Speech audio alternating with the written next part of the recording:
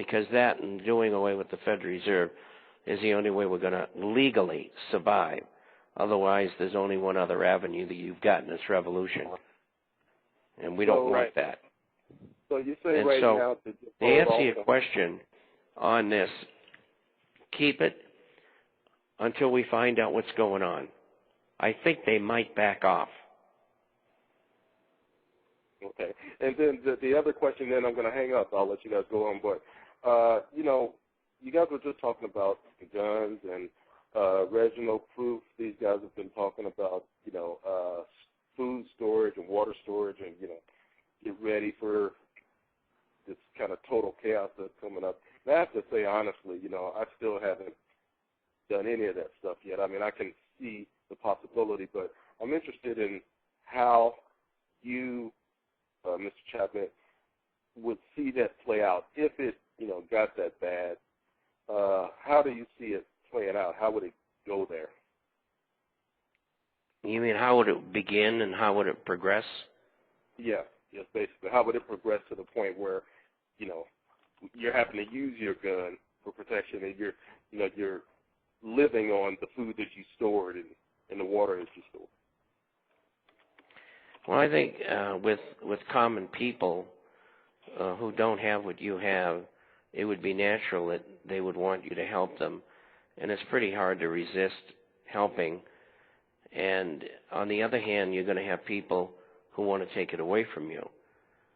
And so you're going to have to be able to defend your family. And so having those things is very important. Lots more people are going to get laid off. And you want to have something to eat in your apartment or your home or wherever you live, and especially if you got children. And so the first line is to get some food in, and you should do it.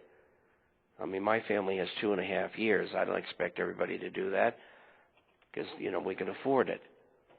Most people can't. And so with that said, do what you can do. You can even get canned goods, but you got to rotate them. Never keep them for more than 2 years. So that's the way to start. Okay. And don't hesitate. The chances of things getting nasty are very good. I appreciate it. Thanks a lot. Appreciate what you do.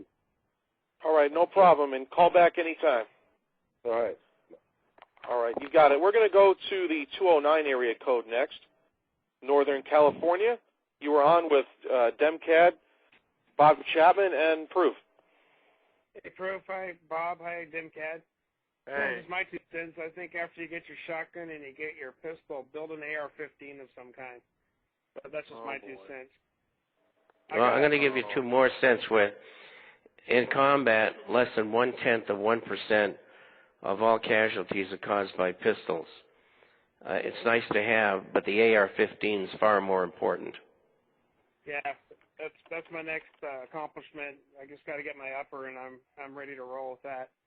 But I had a question that's maybe a bit far-fetched, but I'm thinking if we really go into a serious economic collapse with a dollar devaluation and civil unrest, I keep thinking, would another country look at our problems, look at the chaos that could be occurring here on U.S. soil, and look at that as a chance for capitalization, and maybe even try to come in and invade the U.S.?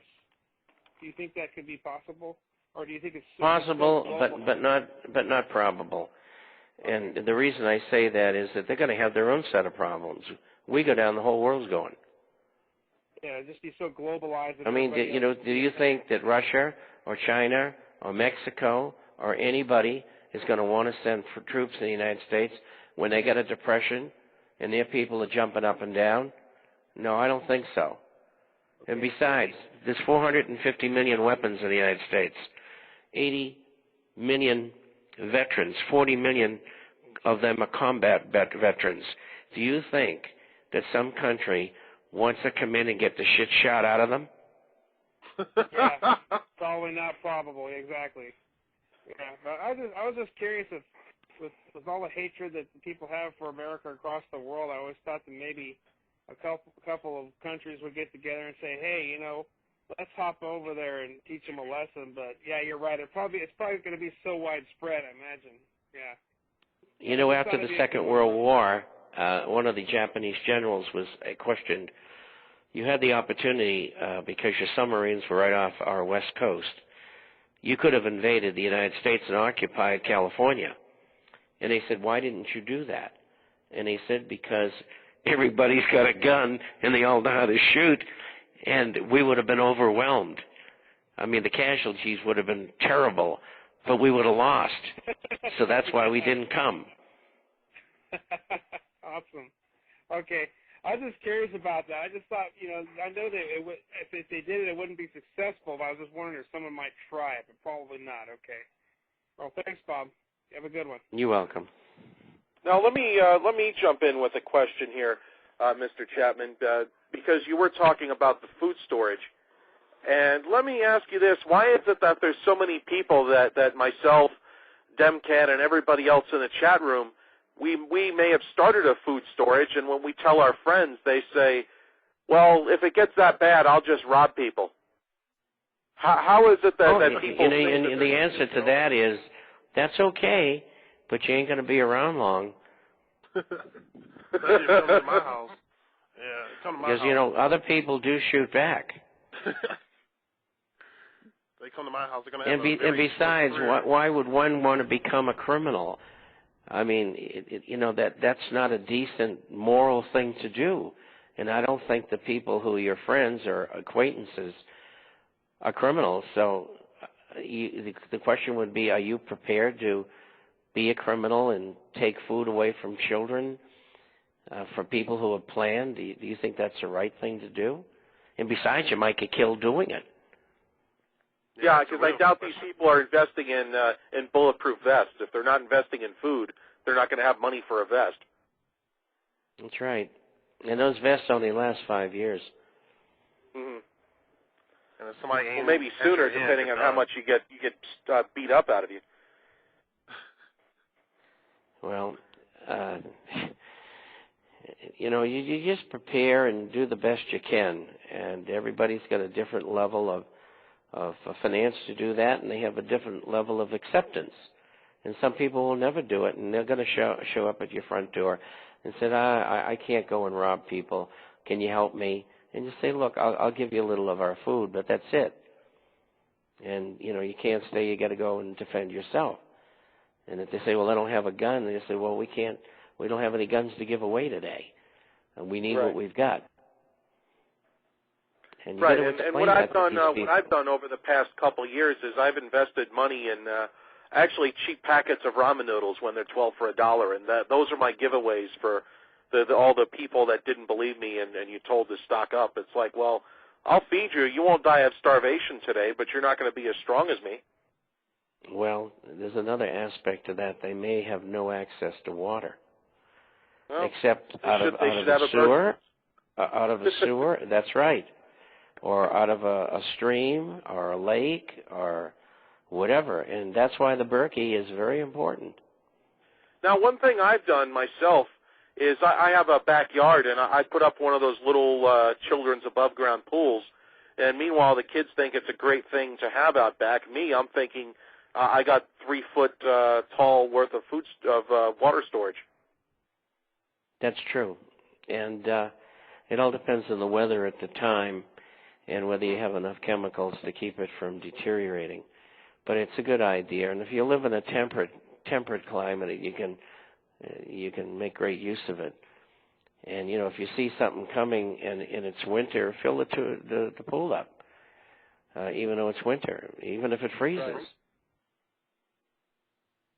Right. Now, let me get I see we have 2 more calls. I know you probably want to go to bed here in a few minutes. I'll take 2 and then I'll go. All right, you got it. I have 864, South Carolina. You're in.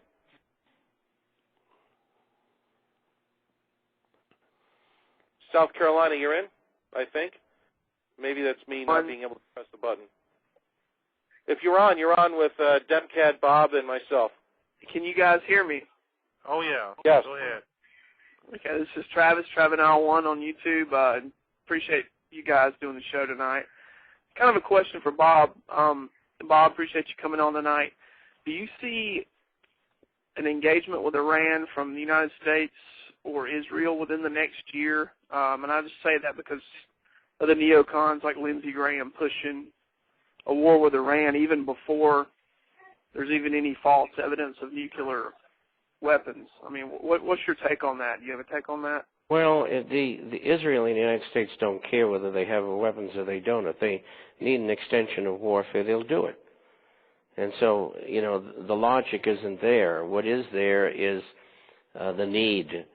And I think that there's an excellent chance that there could be warfare between Israel and Iran.